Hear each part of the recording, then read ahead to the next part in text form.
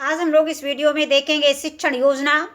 इसमें सबसे पहले कलांश रहेगा। कलांश में 4 कॉलम रहेंगे। पहला कॉलम है दिनांक, दूसरा है कक्षा, तीसरा है विषय और चौथा समय। कक्षा 4, विषय कलरव और समय 35 से 40 मिनट। पहली हेडिंग है लर्निंग आउटकम। बच्चे नैतिक मूल्यों को जानते हैं तथा अपनी कल्पना से कहानी का वर्णन करते हैं। वह कहानी को लिखते हैं और प्रश्नोत्तर का निर्माण करते हैं। इसके बाद अगली हेडिंग है दूसरी प्रकरण। इसमें पाठ का नाम रहेगा, जो पाठ हमें पढ़ाना रहेगा, सबसे उजाला सबसे उजला, ये पाठ का नाम है। इसके बाद तीसरी हेडिंग है सीखने सिखाने की सामग्री। इसमें पाठ्य पुस्तक हमने कलरव लिया है। और चौथा है सीखने सिखाने की प्रक्रिया गतिविधियाँ। इसमें भी 4 कॉलम रहेंगे। पहला कॉलम है क्रम संख्या, दूसरा है चरण, तीसरा है समय, चौथा है आकलन के तरीके। पहली हेडिंग है का शिक्षण की शुरुआत में। इसके लिए समय निर्धारित है 5 मिनट। सहभागिता व प्रतिक्रिया द्वारा बच्चों का आकलन करेंगे। शिक्षक बच्चों से दिन और रात में अंतर के विषय में चर्चा करेंगे और बच्चों से नीचे दिए गए प्रश्न बच्चों से पूछेंगे। जैसे पहला है गाय किस रंग की होती है, मतलब किस किस रंग की गाय तुमने देखा है या किस किस रंग की होती है, ये बच्चों से प्रश्न कर सकते हैं। दूसरा है दूध किस रंग का होता है। और तीसरा है कि अंधेरा होने पर लोग उजाले के लिए क्या क्या करते हैं। इसके बाद आता है शिक्षक बीच बीच में बच्चों को भी प्रश्न पूछने का अवसर देंगे तथा बच्चों को बोलने का पर्याप्त अवसर देंगे। इसके बाद अगली हेडिंग आती है शिक्षण के मध्य में। इसके लिए समय निर्धारित है 20 से 25 मिनट और सहभागिता व प्रतिक्रिया द्वारा बच्चों का आकलन करेंगे।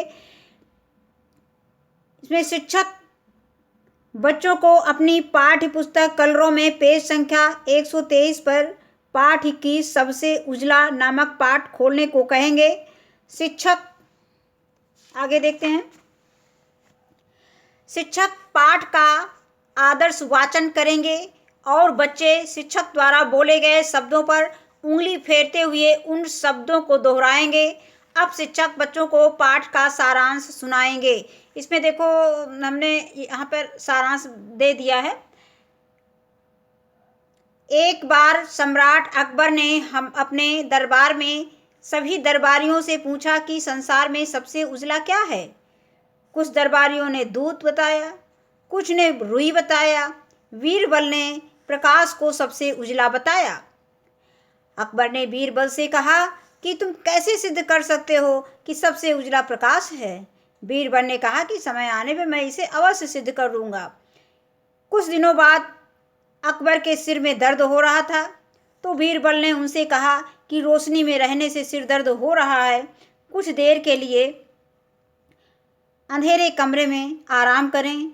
अकबर जिस कमरे में सो रहा था यानी आराम कर रहा था, आराम करते करते धीरे धीरे उसको नींद आ गई।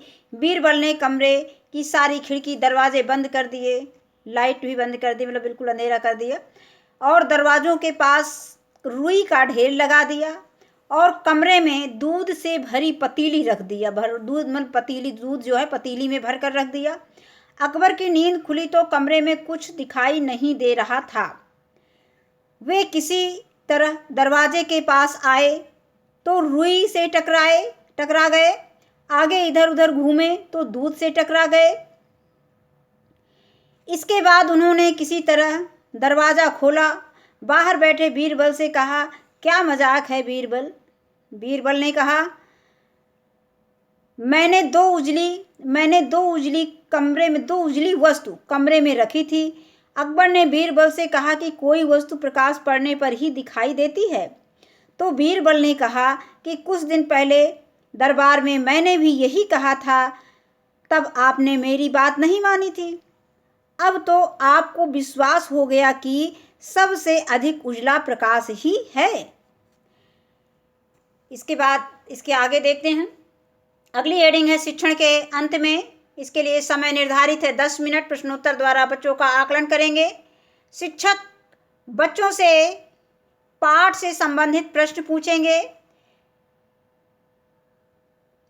इसमें पहला प्रश्न हमने लिया है, अकबर ने दरबारियों से क्या प्रश्न पूछा, और दूसरा प्रश्न है उजली वस्तु के बारे में दरबारियों ने अकबर को क्या क्या उत्तर दिए। अगला प्रश्न हमने लिया है, दरबारियों का उत्तर सुनकर बीरबल को हंसी क्यों आ गई।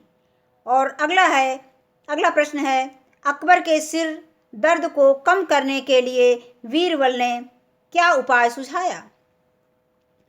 लास्ट प्रश्न है, बीरबल ने अपनी बात कैसे सिद्ध की। इसके बाद आती है अगली हेडिंग, श्यामपट्ट कार्य। पाठ में आए कठिन शब्दों का अर्थ शिक्षक श्यामपट्ट पर लिखेंगे और बच्चों को इसे अपनी कॉपी पर लिखने को कहेंगे।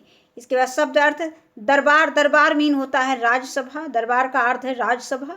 जहाँपनाह का मतलब होता है बादशाह के लिए संबोधन, ये जहाँपनाह का किया जाता है।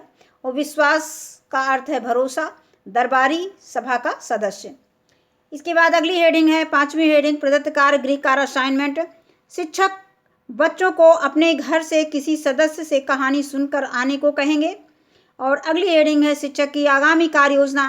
कक्षा शिक्षण के दौरान बच्चों के आकलन व फीडबैक में आई कठिनाइयों व अभ्यास प्रश्न को ध्यान में रखकर शिक्षक आगामी कार्य योजना का निर्माण करेंगे। धन्यवाद।